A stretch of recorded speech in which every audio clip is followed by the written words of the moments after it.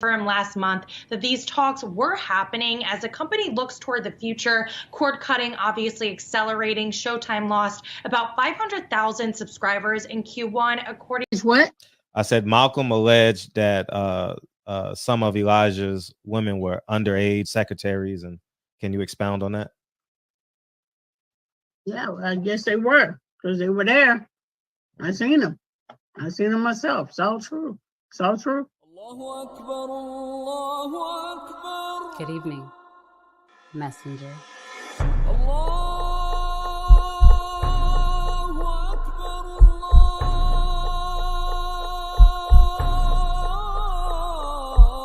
You convinced us that you were the last messenger.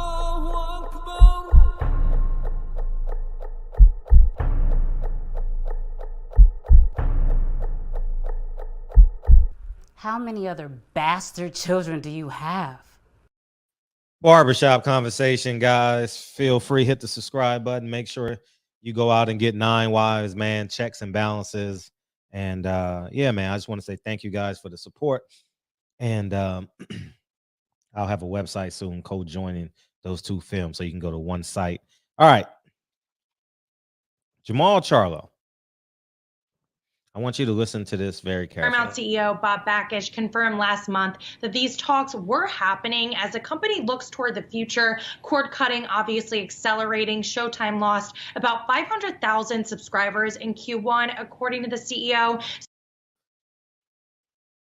In the first 3 months of this year, Showtime lost over 500,000 subscribers. Then they proceeded to pull Jermall Charlo's fight due to injury and never, we're going to use the term injury, and never reschedule.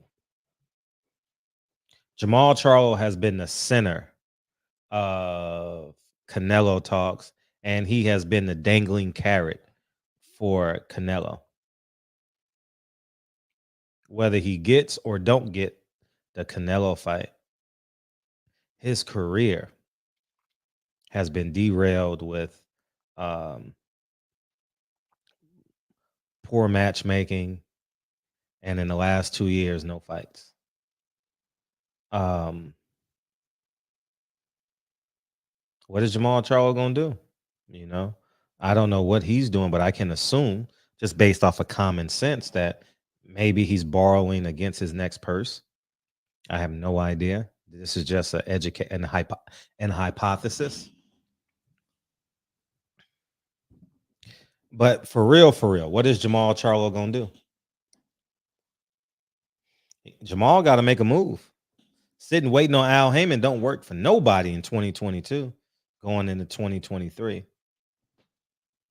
I don't want to get into his personal life. That's his personal life, and I hope to God he has 5 beautiful kids, and I really hope that they can work it out, because I'm an advocate of fathers and fathers being in the house.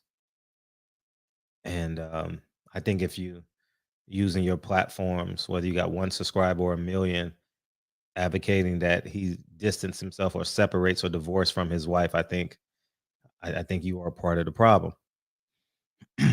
But in terms of fighting, Jermall Charlo will be a fighter that will never, ever reach his full potential, because now he's fighting out of his prime. Would it be 33, 34? His birthday is coincidentally Malcolm X's birthday, May 19th. And, you know, Al never got the Triple G fight. Al never got the,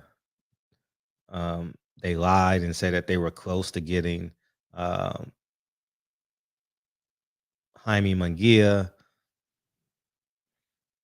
They didn't want to fight Demetrius Andrade for personal, selfish reasons. And now Demetrius Andrade and Jermall Charlo are in the same position, which I told you would happen.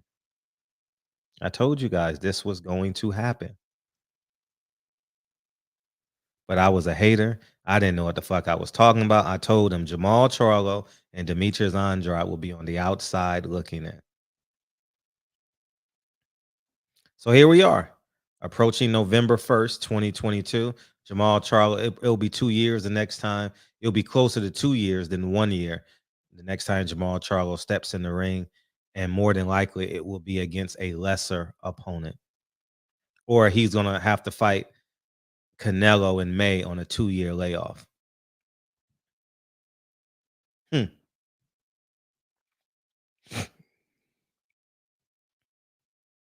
Move up in weight and fight an active fighter.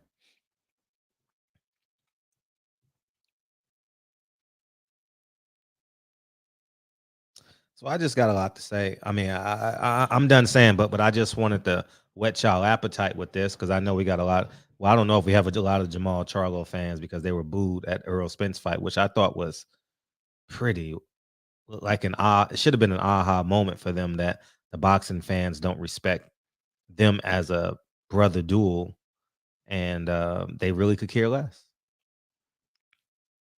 You know, Jermall hasn't had a hometown fight yet because data analytics say he can't sell there, so he's a road warrior and he owns all the belts.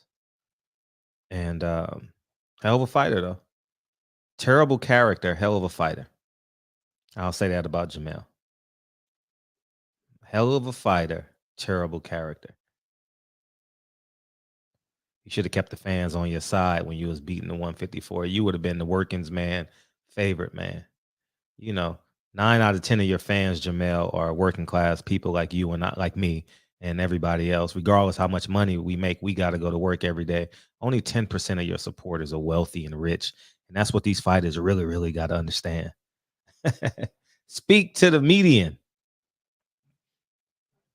Not the margin. Speak to the median, not the margins. And appreciate y'all. So barbershop conversations. What is Jermall gonna do? Is he gonna listen to me finally? Is this team gonna listen to me and stop calling me a hater? Or are they gonna say it's time for us to start looking elsewhere? Maybe I do need to fight Andrade. Got to do something, man. Your Jermall should be sitting in Houston looking pretty anxious right now. Beautiful home, beautiful family. Hopefully he still is with his wife. And one of the more beautiful homes I've seen. I'll be candidly honest. Hell of a, so barbershop conversations. Feel free, hit the subscribe button. At the end of the day, I'll say this. A lot of fighters think I hate on them. I don't give a flying fuck about that. I'm just going to tell the truth. And you either take what I say as the truth or you don't, so barbershop conversations. Feel free, hit the subscribe button. I'll talk to you guys real soon. Peace, guys.